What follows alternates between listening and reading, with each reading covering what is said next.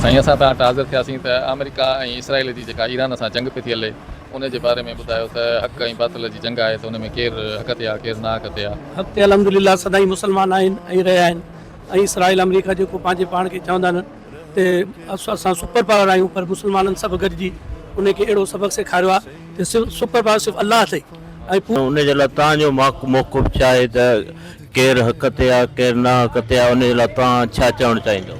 साईं हाणे सरासर नाजाइज़ी आहे अमेरिका जी मुस्लमाननि ते असांजे मुस्लमान मुल्कनि ते असां हिनखे ऐं असां ईरान सां बिल्कुलु गॾु आहियूं। पूरो पाकिस्तान जो सॼो अवाम असांजी हिंदू बिरादरी असां पाण नज़र न्याज़ करण वारा मौलाई मुड़ुस आहियूं ऐं अलाह कंदो ईरान जी फतेह थींदी। बिस्मिल्लाहिर्रहमानिर्रहीम। हिन वक़्तु असीं साईं सैयद गुलाम मुर्तज़ा शाह साहिबनि सां मुख़ातिब आहियूं। साईं जन तालका कंडियारो जा चेयरमैन बि आहिनि ऐं हुन सां गॾो गॾु शिया हिते जेका पाकिस्तान जी पॉलिटिकल वॾी जमायत आहे पीपल्स पार्टी उन सां साईं जन जो वाबस्तगी आहे। असीं साईं जन जी ख़िदमत में गुज़ारिश कंदासीं त हिन वक़्तु जेका हालिया जंग हली रही आहे ईरान ऐं अमेरिका ऐं इसराइल जी इन हवाले सां साईं जन पंहिंजनि तासुरात ऐं पंहिंजनि ख़्यालनि जो इज़हार करणु फरमाईंदा। बिस्मिल्लाहिर्रहमानिर्रहीम अल्लाहुम्मा सल्ली अला मुहम्मद व आलि मुहम्मद। जीअं त जेको आहे ईरान जो जेको असांजी सरज़मीन आहे असांजे मुस्लमाननि ते उते वॾो जेको आहे अमेरिका ऐं इसराइल बर्बरियत जो मुज़ाहिरो कयो आहे। जीअं उन्हनि फ़लस्तीन में मुस्लमाननि खे शहीद कयो, शाम में कयो, लिबिया में, इराक़ में, हिन वक़्तु ईरान ऐं असांजे जेको आहे बैबर मौज़म सैयद अली ख़ामनई साहिबु जेको इमाम ज़मान अलैहिस्सलाम जो नाइब हुयो उन पंहिंजी शहादत ॾेई ऐं उन सां गॾु ॿिया जेके काफ़ी उन जा जनरल ऐं उन जा आवाम हज़ारनि लखनि जी तादाद में शहादत ॾेई इहो साबित कयो आहे त हुसैनी आहिनि ऐं कंहिं बि यज़ीद जे अॻियां न झुकंदा।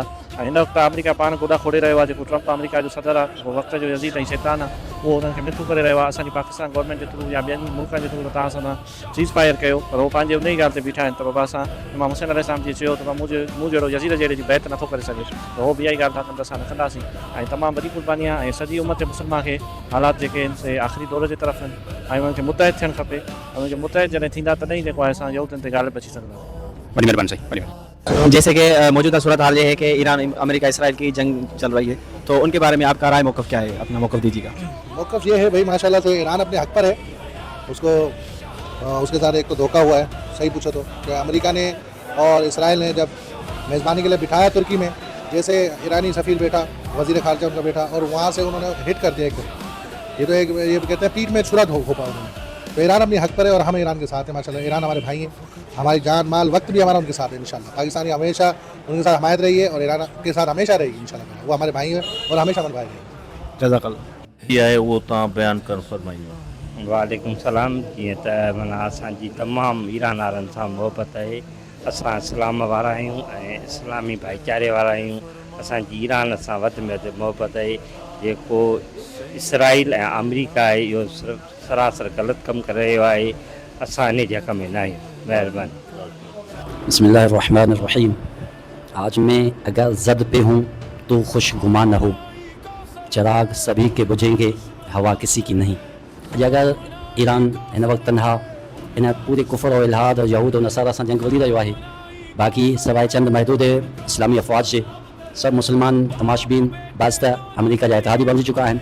इन समूरनि जे लाइ इहो पैगाम आहे कि जे अगरि अॼु हिन कुफर और शिरक और इल्हाद जी इन तूफ़ाननि जी ज़िद में ईरान आहे त बाक़ी मुल्क ख़ुशि न थियनि कि असां आज़ादु आहियूं।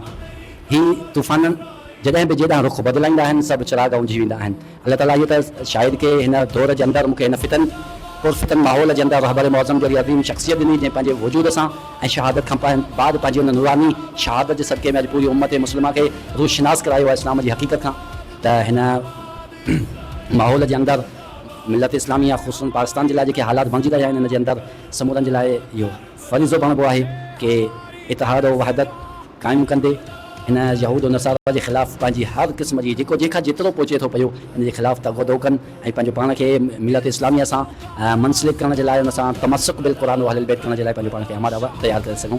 अस्सलामु अलैकुम व रहमतुल्लाहि व बरकातुहू।